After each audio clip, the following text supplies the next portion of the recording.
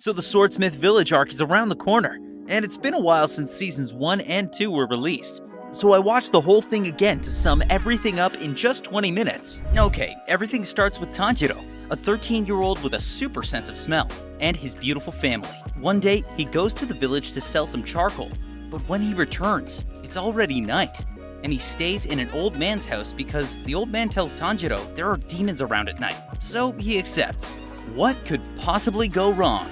Well, his beautiful family is brutally killed by a demon, leaving Tanjiro traumatized. He later notices that Nezuko, his younger sister, is the only one who survives, but as a demon.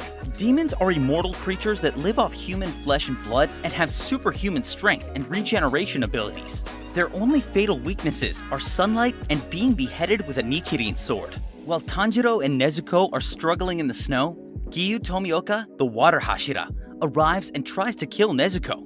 But Tanjiro does his best to save her since he truly believes she isn't like other demons and won't hurt anybody. Giyu knocks him out, and Nezuko manages to free herself to protect her unconscious brother. Giyu then notices that she hasn't tried to eat him as any other demon would, despite probably being starving. So he believes Tanjiro. Giyu waits till Tanjiro wakes up and tells him to go to Urokodaki's to become a demon slayer, and to keep Nezuko out of the sun if he doesn't want her dead. And so, he does. He makes this sun-proof basket to travel with Nezuko under daylight and arrives at Mount Sagiri, where he meets Urokodaki. At first, he didn't believe Tanjiro could kill a fly. The boy seemed too soft to become a demon slayer, but after telling him he must kill his sister and then kill himself if Nezuko ever eats a human, he takes him to the middle of the mountain and tells him that if he comes back to his house before daybreak, he will take him on as his apprentice. Tanjiro manages to do it, and that's how his training begins. Urokodaki puts Tanjiro through the toughest of trials and training while Nezuko sleeps the whole time, until one day he goes, "That's it, I've taught you all I can." And then tells him he won't send him to the final selection until he slices open a giant boulder. He tries and tries and tries for 6 months until he breaks down, and some weird children come to help Tanjiro make it. They train him for 6 months more, and he finally slices it. Urokodaki prepares a please don't die in the final selection feast, gives him a fox mask to take with him for protection, and tells him a little bit more about demons so that he has it in his mind to use in his favor. Thank goodness you didn't have anything else to teach Tanjiro, huh? Now, we are at the final selection, in which those who survive will be official members of the Demon Slayer Corps. And Tanjiro spends his days in that mountain asking demons how to turn someone back into a human, then slicing them afterward. He then encounters the hand demon trying to save a boy from him. That's when Tanjiro learns that the children who helped him slice the boulder are dead.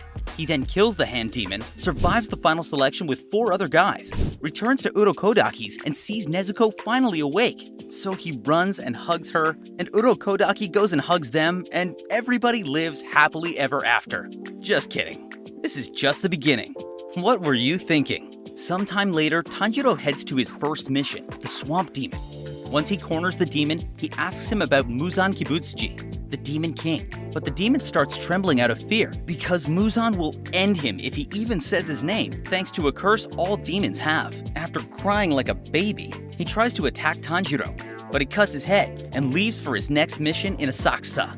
In this episode of Tanjiro Meets the City, Tanjiro.exe stops working because everything is so advanced and city-ish that he even says he feels dizzy. So what's the solution to it? Udon. But he smells Muzan, the king of the demons, and the progenitor of all other demons in existence, and runs after his scent.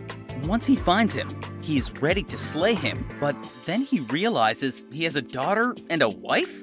So Tanjiro.exe stops working again, and Muzan turns a random guy into a demon to distract Tanjiro and leave. So Tanjiro lets him go but swears on everything that he will find and kill him. All while he is being treated like a crazy person by the bystanders while he tries to pin down the brand new demon, so he doesn't hurt anybody. Then all of a sudden, an illusion of flowers appears everywhere, because Tamayo and Yushiro arrive and help him. After finally eating the udon he didn't eat before, Yushiro takes Tanjiro and Nezuko to Tamayo's clinic. After Tanjiro asks Tamayo if there's a way to turn a demon back into a human, she answers that there is. But to find out the solution, she'll need him to take samples of demons' blood, especially those who are the most powerful. since they are the ones with the biggest amounts of Muzan's blood in their bodies. Right after he accepts Tamayo's quest, they get attacked by 2 demons who claim to be part of the 12 Kizuki, aka those stronger demons with a big amount of Muzan's blood. But they couldn't be lying more, and after some fighting, they managed to kill them. Tanjiro then heads to his 3rd mission, and on the way, he meets Zenitsu, who is begging a random girl to marry him. After getting him under control and freeing the girl, they continue their journey together to the Tsuzumi Mansion, where they meet Crazy Boarhead Guy, also known as Inosuke. Then they go to a Wisteria house, which are houses of people who were saved by demon slayers and now give them a place to rest charge-free. And there realize all of them have broken ribs and must rest to go to their next mission. Not much happens there honestly, except that Zenitsu meets Nezuko and falls in love with her, and Inosuke meets the power of kindness and empathy but still not fully understanding it. But life keeps going, and after healing their broken ribs and other wounds, they head to Mount Natagumo. Once they arrive, Zenitsu panics and decides he is not going there. Then they find a demon slayer on the ground, and everything goes downhill. The guy flies through the air, and Tanjiro and Inosuke start running to save him, while Zenitsu just stays there terrified. The first thing they have to deal with is other demon slayers being controlled by Spider Mom through her spider threads. Meanwhile, outside the mountain, Zenitsu gets all depressed because his friends left him, and now he's all alone and remembers Nezuko is in there, and he runs toward the mountain as fast as a bullet to save her. While Tanjiro and Inosuke are fighting with the puppets, they realize they have to kill whoever is controlling them to win. So Inosuke uses his beast breathing to locate the Spider Mom, who's responsible, and kill her. After getting close enough, Inosuke throws Tanjiro through the air so that he can get her from above and finally cut her head off. While she's disintegrating, she tells him that there is one of the 12 Kizuki in the mountain, but entirely disappears before telling Tanjiro who they are. Luckily, a few moments later, he finds him after he's thrown through the air again, but this time by Spider Dad during their fight. After a direct flight to Rui, aka Spider Younger Bro, Tanjiro finds him when he is hurting his spider sister and tells him to stop, but Rui just tries to shut it and the fight begins. Tanjiro starts off all confident until Rui snaps his sword with a single thread.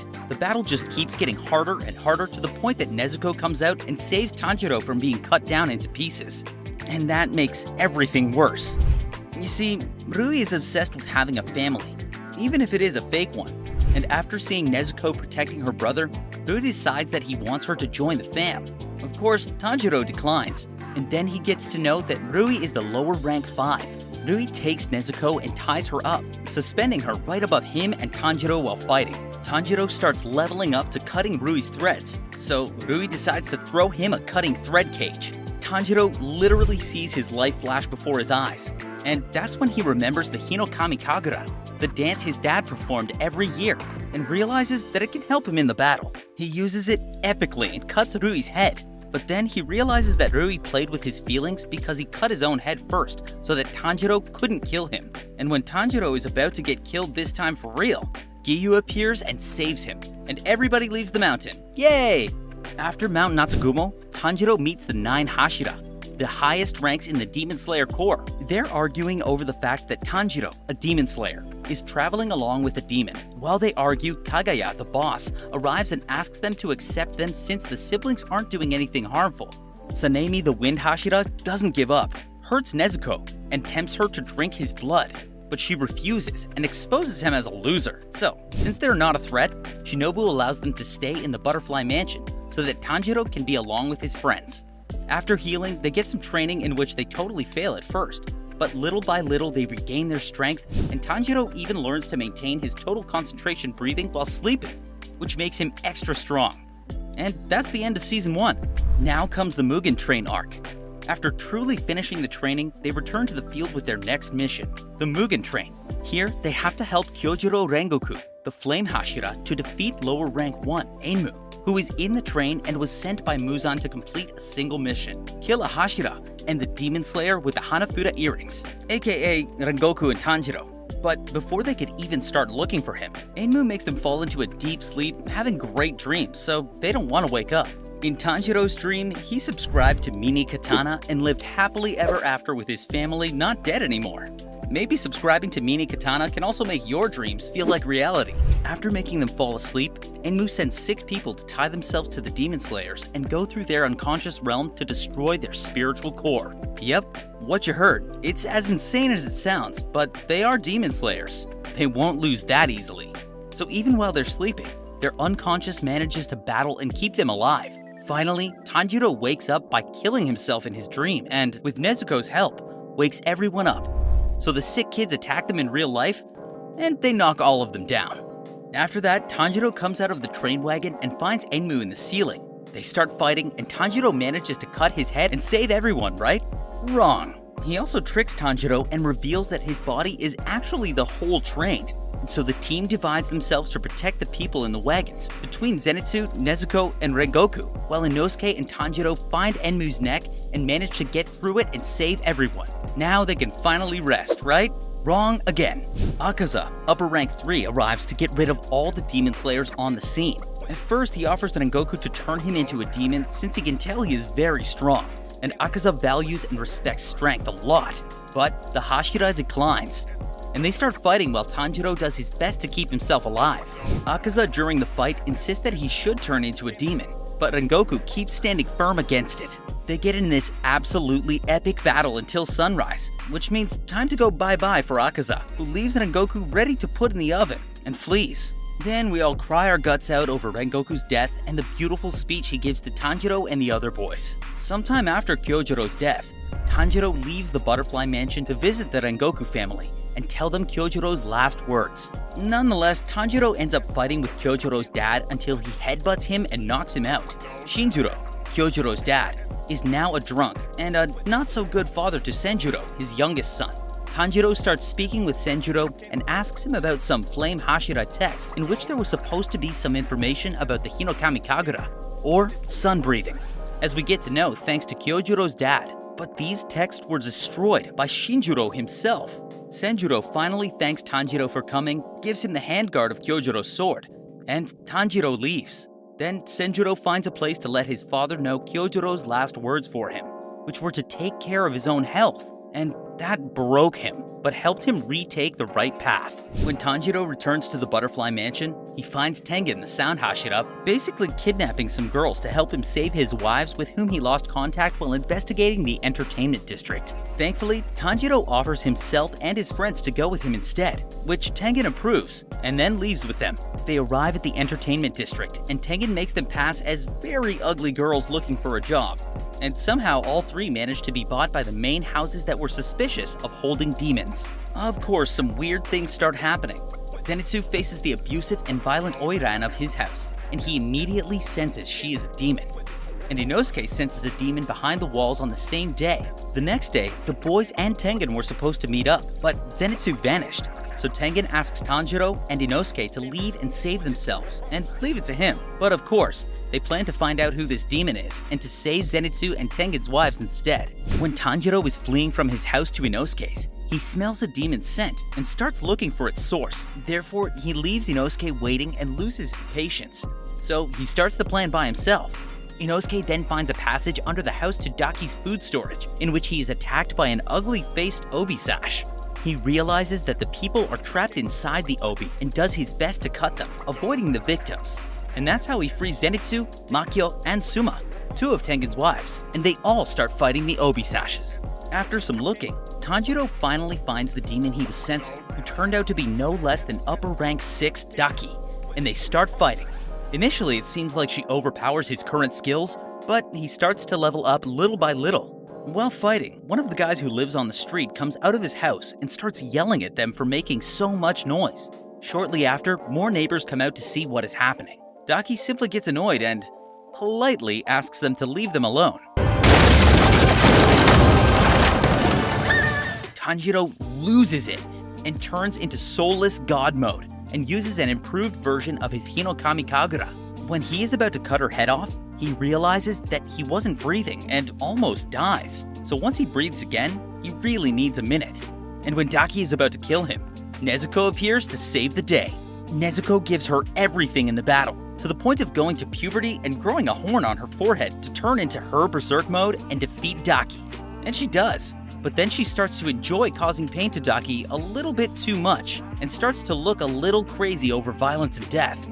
The upper rank 6 manages to free herself and dismember Nezuko, or so she thought. Despite being dismembered, she still connects her body parts with her blood, so she grabs Daki's sashes and sets her on fire. After that, Nezuko kicks Daki into another dimension, and Tanjiro manages to hold her down right before she ends up eating a girl who is bleeding there.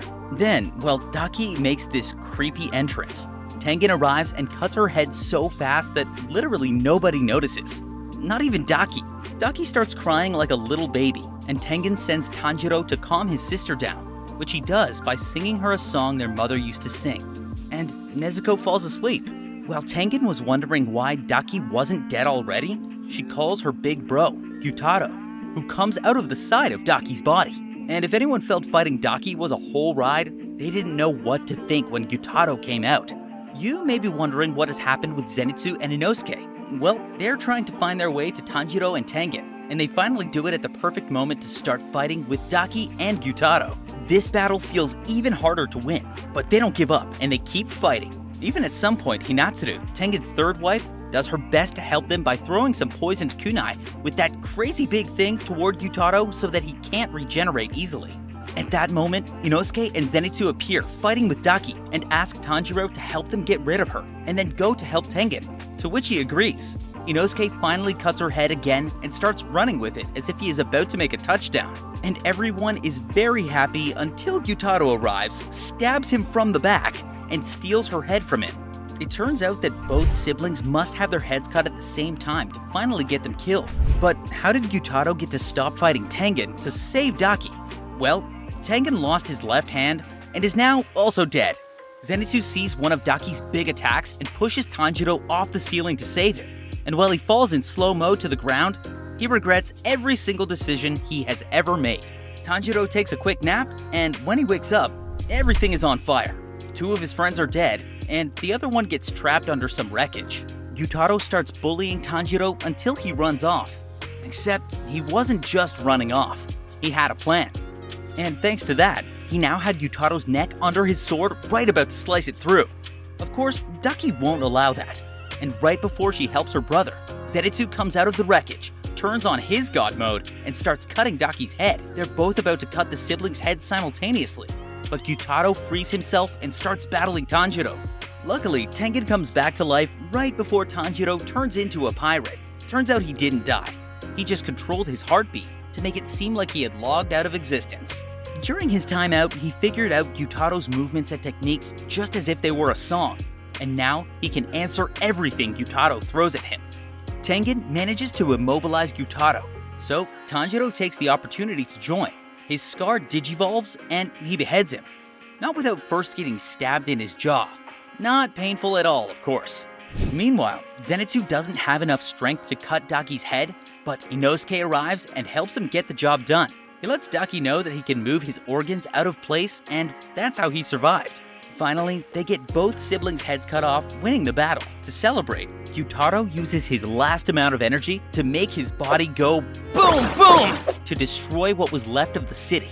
Nezuko wakes up and burns the poison out of everybody. Then Tanjiro takes Gyutaro's blood sample for Tamayo and finds the demon siblings' heads discussing and fighting with each other. But Tanjiro arrives to bring peace and keep them from fighting the last minutes of their lives. We get to know that Gyutaro and Ume, Daki's human name, had a tough life when they were human. And right when things started to look a little better, Ume got burned alive after she defended herself from a samurai who wanted to take advantage of her. Of course, Gyutaro killed those who set his sister on fire. He held Ume, barely alive, waiting for death to come get them. But the upper rank 6 of that time bumped into them and turned them into demons out of pity. And then they die, and go to hell together. Tengen retires, the boys cry out of happiness, and that is the end. Now you're ready to watch the Swordsmith Village arc when it comes out. I hope you liked this video.